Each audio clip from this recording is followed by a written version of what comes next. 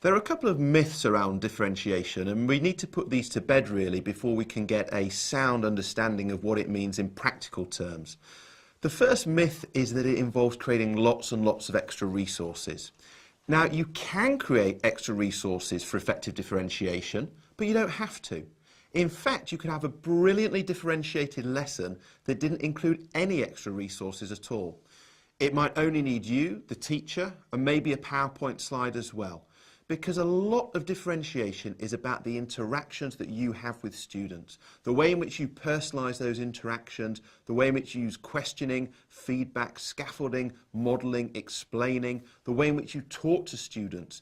All of this allows you to help students access the learning and experience stretch and challenge regardless of their starting point. Now, the other big myth around differentiation is that it's some sort of big, huge thing that you have to inject into a lesson, something extra you've got to add on. But that's, again, very much not the case.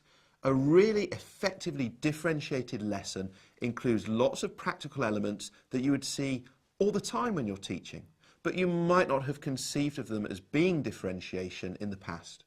So again, it's the kind of questioning we use, the feedback we give, the way in which we scaffold and model students' interaction with the learning.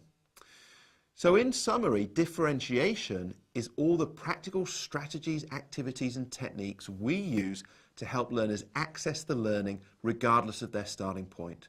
So it's very much about the interactions.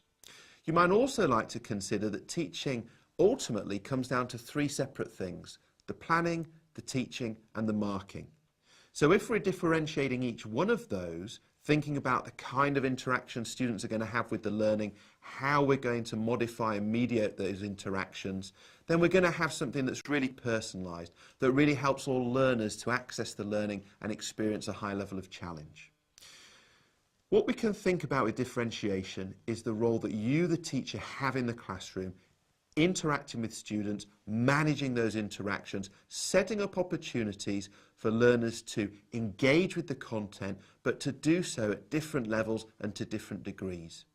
So you don't need lots and lots of extra resources. You don't need to see differentiation as something separate that's injected into the lesson. Instead, it's primarily led by you, by your interactions, and the way in which you help all those different learners you're working with to access the work and experience a high level of challenge. Golden nugget: differentiation is all the things that teachers do to help their students access the learning regardless of their starting points.